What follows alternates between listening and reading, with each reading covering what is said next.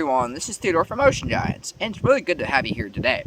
Before we get started, I just wanted to welcome any new subscribers and to thank you all for your support. So today's video is going to be a little different. This is going to be a special occasion video that I was recommended.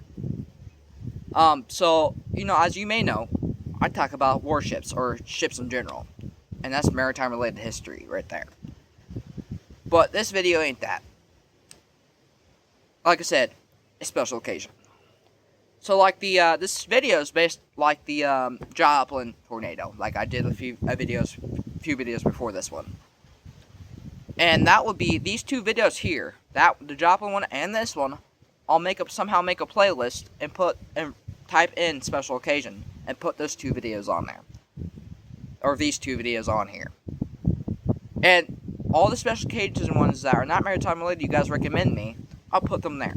And the regular maritime history ones will not get their own playlist. They will remain on the channel itself. But special occasion will. Alright, let's get back on topic. Alright, so here's the thing. History doesn't always feel like history when it's happening. Most of the time it's just a normal day. And then something happens. Something big enough that people are still talking about it years later. That's what this series is about. Real events.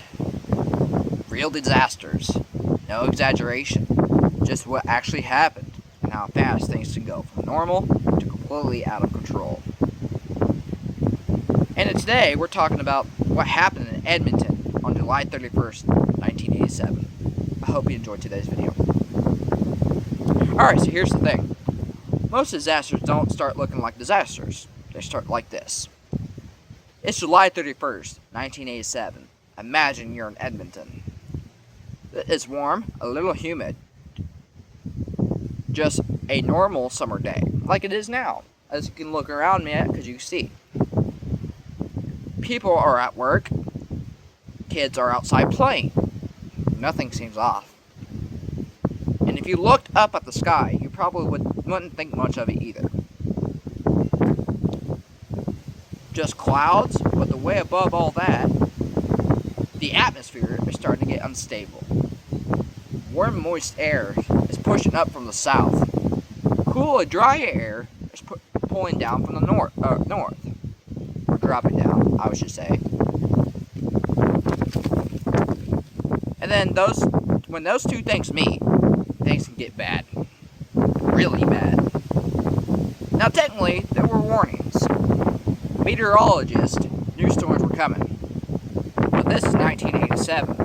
No phone alerts, no constant updates, no radar apps in your pocket. Sorry for the wind. It may not be as bad as the last video's one, but it's still there. Let's get back on topic though. So for most people, this is just another storm. Until it isn't. Early afternoon, clouds start building. They get darker, taller, and heavier. Thunder in the distance. Still not unusual, but then around 2:55 p.m. a funnel forms. And this is where things go from storm to something else entirely. It touches down on the eastern side of the city. At first, it's just a regular tornado. But not for long, because it starts growing wider, darker, and more violent. And within minutes, it turns into something massive. This would later be classified as an EF4, which basically means, if you're in its path, you're in serious trouble. We're talking the winds somewhere between 200 and 260 miles per hour. And at that point, houses don't just get damaged. They disappear entirely. The tornado starts moving through the city. And it doesn't slow down. Homes are ripped from their foundations. Cars got lifted and thrown. Trees are torn out of the ground like they're nothing. Power lines snap. And the air filled with debris. Sorry, messed up. Won't edit that out to prove that people make mistakes. Not just small stuff, either. Pieces of houses, metal, glass, everything. One of the hardest hit places is the Evergreen Mobile Home Park. And this is where things get really bad. Mobile homes don't stand a chance of something like this. I should know. I used to live in one. Back, not even a few months ago. The destruction there is almost total. People barely had time to react. Some make it to a shelter, some don't. Survivors later described it the same way. Not really as a tornado, but as a wall. A wall of black. You can't see through it. You can barely breathe in it. And the sound is not just wind. It's a constant deep roar. Like a freight train that just keeps getting louder. The tornado keeps going, cutting a path nearly 40 kilometers or 24.8 miles long. Can you imagine that? Seeing a tornado for that far of a distance keep going. Emergency services start responding, but it's chaos. Roads are blocked. Power is out. Communication is breaking down. And in some places, people don't even know what hit them yet. And then almost as sudden as it started, it's over. And then the tornado lifts. Everything goes quiet. But what leaves behind is devastation. When it's all said and done, 27 people are dead. Hundreds are injured. Thousands have lost their homes. And it becomes one of the most deadliest tornadoes in Canadian history. But here's the part you don't always hear first. Right after it's over, people start helping each other. Neighbors dig through rubble, try to find anyone still alive.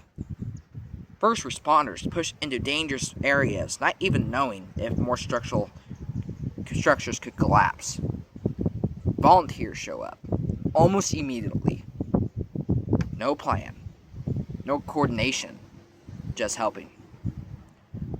And days after the full scale of it all starts to sink in. Entire neighborhoods are gone, like completely gone. Families are displaced. Lives are completely changed. Just like what the Joplin tornado did in Joplin, Missouri. Changed everyone's lives. The whole city almost went down to destruction. But this doesn't just end in tragedy. It becomes a turning point. Because after this, things changed. Just like the Titanic disaster. If you really think about it. You know, the Titanic disaster, after it sank, things changed. Ice Patrol came on in 1914. More lifeboats are allowed on board for everyone on board just to evacuate the ship. And any ships nowadays. But let me get back on top here. Weather forecasting improves. Warning systems get better. Communication becomes faster, more reliable. Today, the Edmonton tornado is remembered as Black Friday, quote unquote Black Friday. Not just because of the damage, but because how fast everything changed. 1 minute it was a normal day, the next everything was gone. And it's a reminder of something pretty simple. Even if something feels ordinary, that doesn't mean it's going to stay that way. Doesn't mean it's going to stay that way. All it takes is a few minutes for everything to change. Thanks for watching, everyone. This is Theodore from Ocean Giants, and I'll see you soon. Because there's always another story waiting out at sea.